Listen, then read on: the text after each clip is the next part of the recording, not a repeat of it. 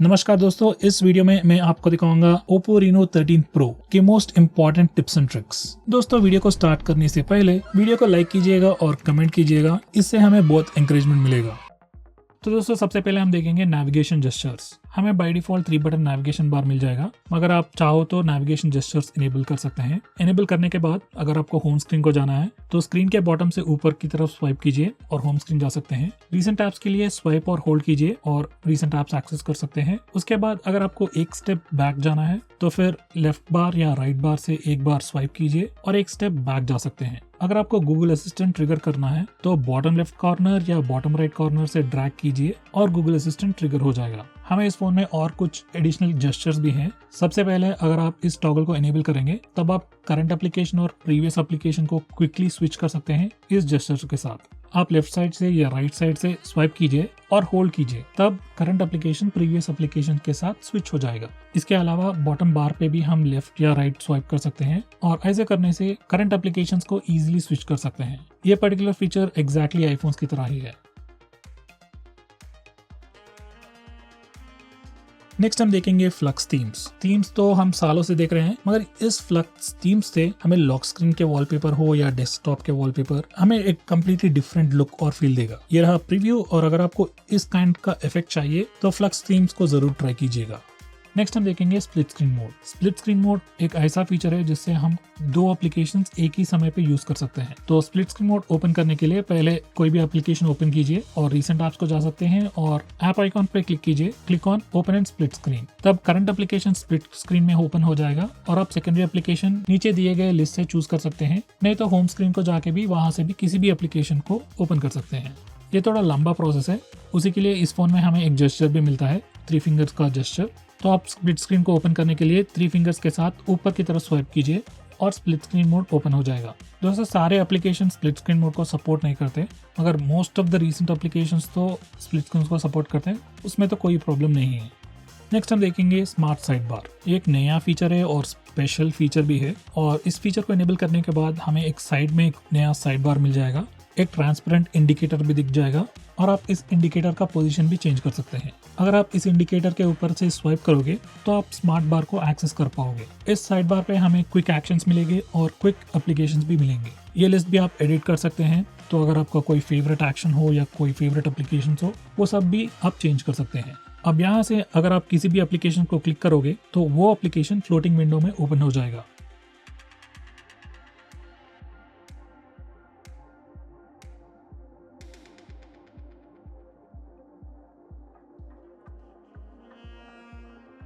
Next हम देखेंगे flexible Windows या फ्लोटिंग विंडोज। जो भी नाम है, दोनों एक ही है। आप एप्लीकेशंस को फ्लोटिंग विंडो में ओपन कर सकते हैं और इससे बहुत सारा प्रोडक्टिविटी और मल्टीटास्किंग इंप्रूव हो सकता है। सबसे पहले हम देखेंगे कि कैसे इस फ्लोटिंग विंडो को ओपन कर सकते हैं। तो पहला तरीका है स्मार्ट साइड बार। आपको सिर्फ साइड बार को एक्सेस करना है और जो भी एप्लीकेशन है उस पर क्लिक कीजिए और वो एप्लीकेशन फ्लोटिंग विंडो या फ्लेक्सिबल विंडो में ओपन हो जाएगा। दूसरा तरीका है रीसेंट ऐप्स। फिर से रीसेंट ऐप्स को जाइए और जो भी एप्लीकेशन को आप फ्लोटिंग विंडो में ओपन करना चाहते हो उस एप्लीकेशन के आइकॉन पे क्लिक कीजिए and click on floating window. अब तीसरा तरीका देखेंगे। जो भी एप्लीकेशन हो वो पहले ओपन कीजिए और बॉटम ऑफ द स्क्रीन से पूरा ऊपर की तरफ स्वाइप कीजिए। अगर एप्लीकेशन कंपैटिबल है तो एप्लीकेशन फ्लोटिंग विंडो में ओपन हो जाएगा। अब फ्लोटिंग विंडो ओपन होने के बाद इस फ्लोटिंग विंडो को आप रीसाइज कर सकते हैं, उसका लेंथ या ब्रेथ चेंज कर सकते हैं, या तो फिर एज को पकड़ के पूरा विंडो का साइज भी चेंज कर सकते हैं। अगर आप उस विंडो का साइज कंप्लीटली मिनिमाइज करोगे तब वो फ्लोटिंग विंडो मिनी मोड में चला जाएगा। इस मिनी मोड में एप्लीकेशन टॉप राइट कॉर्नर में फिक्स हो जाएगा। अगर आप चाहो तो मिनी विंडो को सिंगल क्लिक करने पर वो एप्लीकेशन बड़ा हो जाएगा, फ्लेक्सिबल विंडो की तरह ही। अगर आप इस मिनी विंडो को डबल क्लिक करोगे तो एप्लीकेशन फुल साइज एप्लीकेशन की तरह एक्सपैंड हो जाएगा। अगर आप चाहो तो इस फ्लोटिंग एप्लीकेशन को हाइड भी कर सकते हो। आपको सिर्फ एप्लीकेशन को पकड़ के लेफ्ट साइड या राइट साइड एज तक ले जाना है और वो एप्लीकेशन हाइड हो जाएगा। अगर आप चाहो तो आप स्प्लिट स्क्रीन मोड भी ओपन कर सकते हैं। आपको बस इस फ्लोटिंग विंडो को ऊपर की तरफ ले जाना है और स्प्लिट स्क्रीन मोड ओपन हो जाएगा।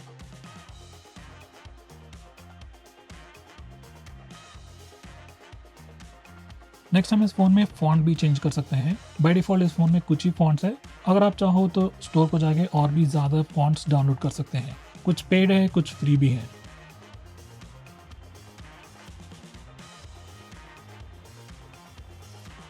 नेक्स्ट हम देखेंगे कैसे हम कोई भी फाइल्स हो, ऑडियो, वीडियो, डॉक्यूमेंट्स जो भी हो, वो फाइल्स को कैसे हाइड कर सकते हैं। उसके लिए हमें प्राइवेसी सेटिंग्स को जाना है और उसमें आपको प्राइवेट सेफ दिख जाएगा। अगर आप उसे पहली बार ओपन करोगे तो आपको पासवर्ड सेट करने का ऑप्शन मिलेगा और ये पासवर्ड फोन के पासवर्ड से अलग भी रख सकते हो। पासवर्ड सेट करने के बाद यहाँ से आप photos, videos, audio files, documents जो भी फाइल्स हो वो सभी हाइड कर सकते हैं। अगर आप इन हिडन फाइल्स को एक्सेस करना है तो आपको फिर से यही प्राइवेट सेफ को आना पड़ेगा और इन फाइल्स को अनहाइड करना है तो फिर से फाइल्स को सिलेक्ट कीजिए और अनहाइड बटन दबा दीजिए। अगर आप चाहो तो इस प्राइवेट सेफ को आप फिंगरप्रिंट स्कैनर या फेस अनलॉक से भी अनलॉक कर सकते हैं। बाय द वे, अगर आप चाहो तो एल्बम्स एप्लीकेशन से भी फोटोज डायरेक्टली सिलेक्ट करके उन फोटोज या वीडियोस को हाइड कर सकते हैं।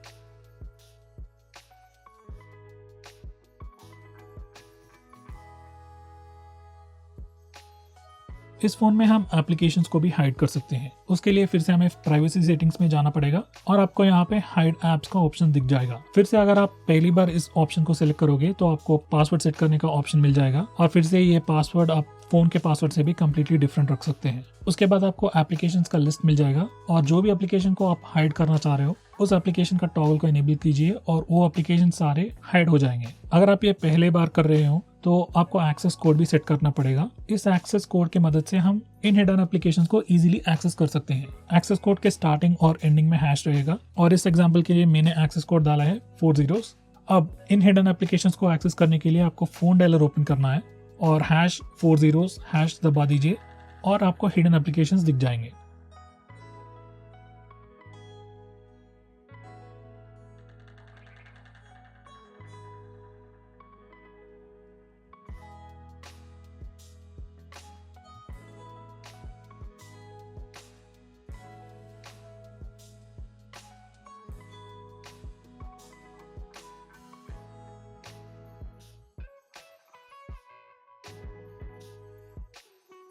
नेक्स्ट हम इस फोन में एप्लीकेशंस को लॉक भी कर सकते हैं। अगर आपको प्राइवेसी चाहिए, कुछ एप्लीकेशंस को लॉक करना चाहते हैं जैसे व्हाट्सएप हो, नेट बैंकिंग एप्लीकेशंस हो, टिंडर हो, जो भी एप्लीकेशंस आपको लॉक करना है वो सब लॉक कर सकते हैं। उसके लिए हमें फिर से प्राइवेसी सेटिंग्स को जाना है और ऐप लॉक पे क्लिक करना है। फिर से अगर आप पहली बार इस ऑप्शन को सिलेक्ट कर रहे हो तो पासवर्ड सेट कर सकते हैं। उसके बाद आपको लिस्ट दिख जाएगा और जो भी एप्लीकेशन आप लॉक करना चाहते हो सिर्फ उस एप्लीकेशन का टॉगल को इनेबल कीजिए और वो एप्लीकेशन लॉक हो जाएगा। अगर आप चाहो तो इन लॉक्ड एप्लीकेशन को पासवर्ड से अनलॉक कर सकते हैं या तो फिर फेस अनलॉक या फिंगरप्रिंट स्कैनर से भी अनलॉक कर सकते हैं। उसके लिए आपको सेटिंग्स पे एक टॉगल इनेबल करना पड़ेगा। इन एप्लीकेशंस को लॉक करने के बाद जब भी आप इन एप्लीकेशंस को ओपन करोगे तो सबसे पहले आपको पासवर्ड एंटर करना पड़ेगा। उसके बाद ही उन एप्लीकेशंस को आप एक्सेस कर सकते हैं।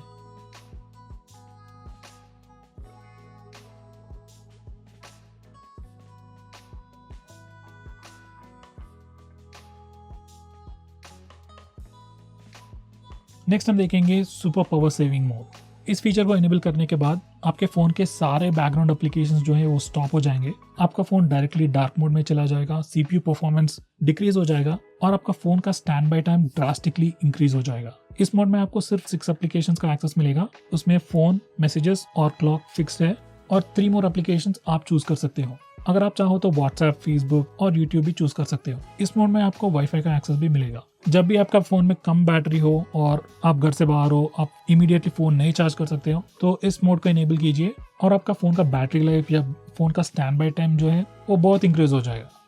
नेक्स्ट हम देखेंगे आइकॉन पुल डाउन जेस्चर। इस फीचर को इनेबल करने के बाद जब भी आप होम स्क्रीन में हो, बॉटम लेफ्ट साइड या बॉटम राइट साइड से स्वाइप कीजिए और जो भी आइकॉन्स होम स्क्रीन पे है वो सब आइकॉन्स आपके फिंगर के पास आ जाएगा। उसके बाद जो भी एप्लीकेशन आपको ओपन करना है उसके ऊपर जाइए और फिंगर को हटाइए और वो एप्लीकेशन ओपन हो जाएगा।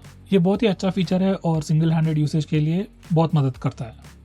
नेक्स्ट हम देखेंगे स्वाइप डाउन जेस्चर। अगर आप होम स्क्रीन में स्वाइप डाउन जेस्चर यूज करेंगे, फाइल्स हो, फोटोज हो, वीडियोस हो, एप्लीकेशंस हो, ये सारे चीजें आप यहीं से सर्च कर सकते हैं। अगर आपको ये नहीं चाहिए तो हम इस जेस्चर को चेंज कर सकते हैं होम स्क्रीन सेटिंग्स में। इस फीचर को एनेबल करने के बाद जब भी आप होम स्क्रीन में स्वाइप डाउन जेस्चर यूज करोगे नोटिफिकेशन बार नीचे आ जाएगा। नेक्स्ट हम देखेंगे डार्क मोड। आप डार्क मोड नोटिफिकेशन टॉगल से एनेबल कर सकते हैं, नहीं तो डिस्प्ले सेटिंग से भी एनेबल कर सकते हैं। डार्क मोड इनेबल करने के बाद सिस्टम का थीम लाइट थीम से डार्क थीम को चेंज हो जाएगा। उसके अलावा सिस्टम एप्लीकेशंस जैसे कि फोन डायलर मैसेजेस एप्लीकेशन और गूगल के एप्लीकेशंस भी, जीमेल, यूट्यूब, इस तरह के एप्लीकेशंस के भी सारे थीम लाइट थीम से डार्क थीम में चेंज हो जाएगा। डार्क थीम यूज करने से बैटरी सेव होगा और लो लाइटिंग कंडीशंस में आपके आंखों पे स्ट्रेस भी कम होगा। अगर आप चाहो तो डार्क मोड को ऑलवेज ऑन रख सकते हैं, नहीं तो ऑटोमेटिकली ऑन ऑफ भी कर सकते हैं। नेक्स्ट हम देखेंगे ऑफ स्क्रीन क्लॉक या ऑलवेज ऑन डिस्प्ले। इस फीचर को इनेबल करने के बाद हमें इस फोन में ऑलवेज ऑन डिस्प्ले देखने को मिलेगा और इस सेटिंग से हम क्लॉक्स का स्टाइल चेंज कर सकते हैं और इसका रिलेटेड सेटिंग्स भी चेंज कर सकते हैं।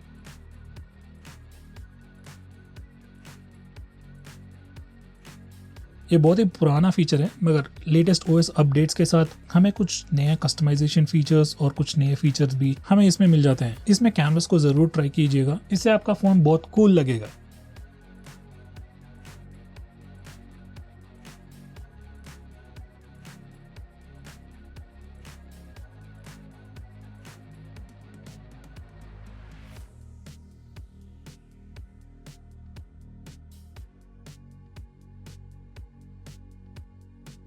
नेक्स्ट हम देखेंगे 3 फिंगर स्क्रीनशॉट जेस्चर। उससे पहले हम देखेंगे कि नॉर्मल स्क्रीनशॉट कैसे ले सकते हैं। तो किसी भी एंड्रॉइड फोन में अगर आपको स्क्रीनशॉट लेना है तो वॉल्यूम डाउन और पावर बटन दोनों बटन एक ही बार दबाइए और आपका फोन स्क्रीनशॉट ले लेगा। इसके अलावा हमें इस फोन में 3 फिंगर स्क्रीनशॉट भी देखने को मिलेगा। ये फीचर बाय डिफॉल्ट एनेबल्ड है और ये यूज करने के लिए सिर्फ आपको 3 फिंगर से नीचे की तरफ स्वाइप करना है।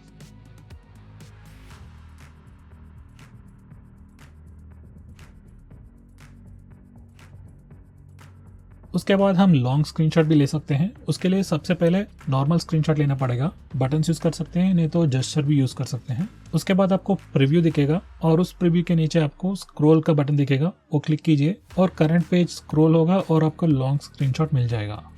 नेक्स्ट हमें इस फोन में पार्शियल स्क्रीनशॉट भी मिलेगा। उसके लिए सबसे पहले 3 फिंगर स्क्रीन के ऊपर रखिए और स्लोली नीचे तरफ खींचिए। इस तरह हमें पार्शियल स्क्रीनशॉट मिल जाएगा।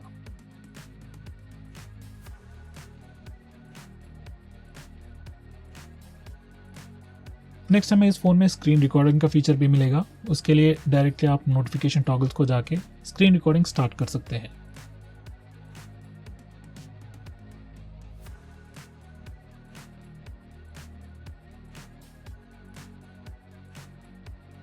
नेक्स्ट हम देखेंगे lock screen magazine. By default ये लॉक स्क्रीन मैगजीन का फीचर सभी फोन में इनेबल रहेगा और जब भी आप लॉक स्क्रीन को जाओगे और लेफ्ट या राइट स्वाइप करोगे तो आपको डिफरेंट वॉलपेपर्स मिलेंगे। अगर आप चाहो तो ये फीचर भी आप डिसेबल कर सकते हो। उसके लिए आपको इस सेटिंग्स को आने पड़ेगा और इस टॉगल को डिसेबल करना पड़ेगा। अगर आपको इस लॉक स्क्रीन मैगजीन फीचर पसंद है तो इसको कॉन्फ़िगर भी कर सकते हैं ताकि सिर्फ लैंडस्केप्स का या एनिमल्स का वॉलपेपर्स मिले।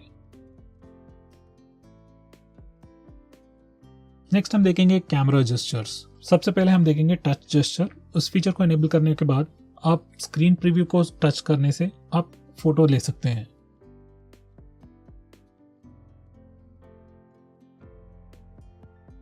नेक्स्ट हम देखेंगे पाम जेस्चर। इस फीचर को इनेबल करने के बाद आप सिर्फ आपका फ्रंट कैमरा या रेयर कैमरा को आपका हाथ दिखाइए और 2 सेकंड्स के बाद आपका फोन ऑटोमेटिकली फोटो ले लेगा। ये पर्टिकुलर फीचर सेल्फीज लेने के लिए बहुत काम आता है। नेक्स्ट हम गूगल असिस्टेंट को पावर बटन से भी ट्रिगर कर सकते हैं।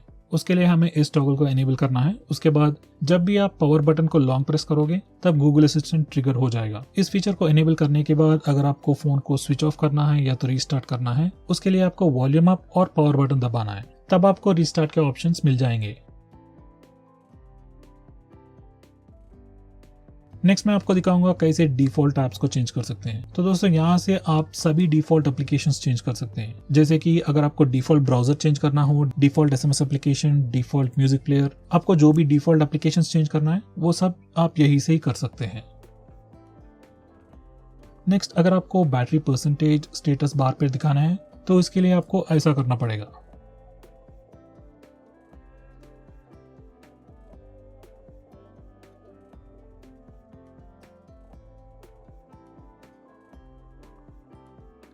नेक्स्ट अगर आपको नेटवर्क यूसेज यानी कि वाईफाई डाउनलोड स्पीड या अपलोड स्पीड या मोबाइल डेटा का अपलोड स्पीड या डाउनलोड स्पीड स्टेटस बार पे दिखाना है तो इस फीचर को इनेबल करना पड़ेगा।